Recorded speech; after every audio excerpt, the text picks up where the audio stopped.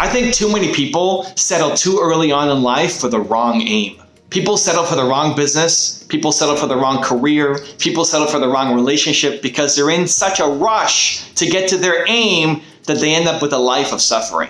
If you don't know your aim yet, that's okay.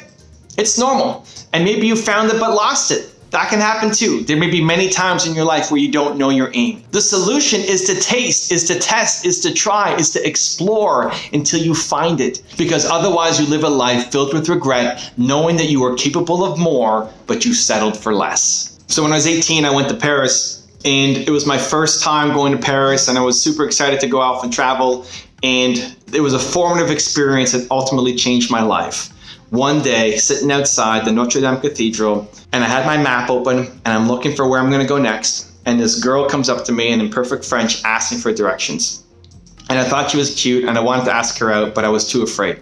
I was embarrassed. I was afraid I might get rejected. I was afraid I didn't have the perfect words. That French was my second language, and I didn't want to embarrass myself. And so I just told her where she needed to go, and she left. And I felt so bad about that moment that I took a picture just outside the cathedral, and I went home and processed the picture, and then I blew it up and put it on my wall. And I had that as a daily reminder for myself that I did not want to live with regret, that I would rather know and fail than not know. And looking at that picture every day as I walk into my basement apartment in downtown Toronto, that helped me start my first business. When I was 19, 1 year later, after a year of looking at this picture, I had an opportunity to join a startup company, have 30% of the equity, make $300 a month, or get 6 figures starting salary, travel around the world at the investment banking job that I thought I wanted, that all my friends wanted, that we've been studying, preparing for. And I had that picture in the back of my mind. I had that picture calling to me, say, why am I looking at this picture every day? It's because I don't want to live with regret, because I would rather know and fail than not know. And so I said, you know what? I can always go and get another banking job. It may not be the same job, it may not be as good pay, it may not be the travel around the world like this one was offering, but I can get another job. This startup thing, I didn't know if I'd ever get another shot at it. I didn't know once I got on the corporate path if I'd ever be able to get off it. And I felt like I would regret, ultimately, I felt like I would regret it if I didn't at least take a shot. And the most likely scenario was failure. Most entrepreneurs don't make it. And so even knowing that the most likely outcome was failure, I had to go off and do it just to know, because I was looking at that picture every day and reminding myself that I would rather know and fail than not know. And that's what led me down the entrepreneurial path. Now, I didn't know it was going to work out. I didn't think it was going to work out. And we struggled and it sucked at the beginning. And I was making no money and I felt worthless as a human being in the early days of my business. But you have to taste it. You have to explore it. You have to try it. You'll have moments in your life where you have absolute clarity, absolute focus. Like, this is what I am meant to do right now.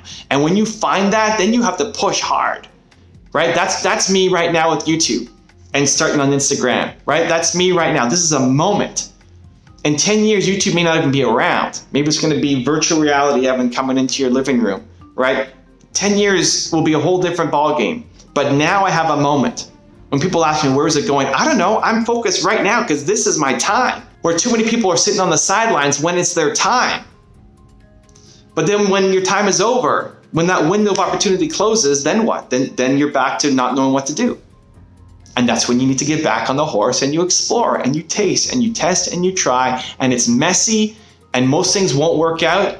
And that's okay, because that's the process. The answer isn't to rush into finding a new aim, because that's the recipe for unhappiness. That is the recipe for suffering. That is what most of America, I think, has done. I think most of America wakes up and drives for a job that they hate because they settled way too early in life without tasting, testing, trying enough to see what their actual true aim is. Now I'm going to give you a 3-step process you can follow to find your aim and build the life that you want off of it. Step number 1, what's one new thing that you can explore this week?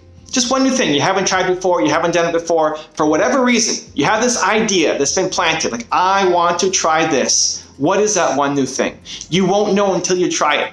That list of ideas isn't going to get any shorter, right? The way to make those ideas shorter is to go off and try it. You won't know if sushi is good until you take a bite and eat it. You can't think your way through tasting sushi or trying a banana or trying that new salted caramel popcorn thing that we got here in New York the other day. That's really good. That's sitting over there, but I can't eat it right now because I'm on my keto diet on Sundays.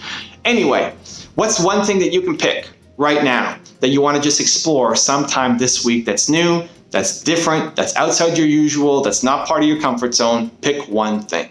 Step 2 is how will you eliminate expectations? Part of the problem in chasing after new ideas is we have expectations of it being great. Things won't be great. You will suck at the beginning. Don't expect it to be amazing at the beginning, because otherwise you put too much pressure on it being perfect, and chances are it won't be perfect. If you go on a first date expecting to marry the person that you're meeting, you're going to sabotage the whole thing.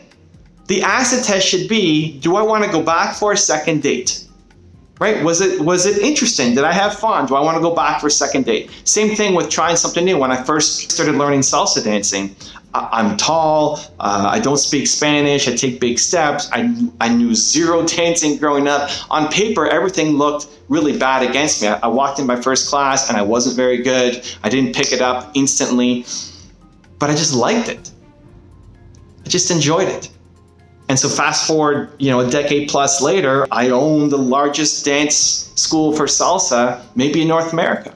It's crazy. You can't judge it. You have to let go of expectations. So that new thing that you're going to try out, how are you going to remind yourself that you're going to let go of expectations of it being amazing the first time through? And step number 3 is, what will your regrets be if you settle too soon? Trying new stuff can be painful, can be comfort zone breaking. It should be. It's new. It's variety. It's different. You're going to stumble. You're going to fail. You might get embarrassed. That's part of the process. Otherwise, you photocopy your life and it's just the same day over and over and over and over again, and you hate your life. We crave variety. You need it. But it's painful to go off and do new things because you risk judgment, embarrassment, failure. But on the other end of that is regret. If you don't go off and do the thing, you will regret it for the rest of your life. Do you want this current life that you're living right now for the rest of your life? Yes? Amazing. You want more? You have to go chase it down. And you remind yourself, at least I do for me, remind myself, if I don't go off and try this thing, this is what gets me to the pain and the nervousness and the fears. This fear of trying this new thing. If I don't do this new thing, I'm going to regret for the rest of my life. I'll put this pressure for my entire life. This could be the thing that changes the whole game for me. But I was too afraid. I backed down, and so I played small the rest of my life. So what will your regret be if you don't go off and try that new thing this week? If you want another Evan rant video that just might give you the confidence you need, check it out right there next to me. I think you'll enjoy it. Continue to believe, and I'll see you there. It's not fair. You're right. It is not fair. The situation that you're in, the people around you, the lack of resources that you have, it is not fair.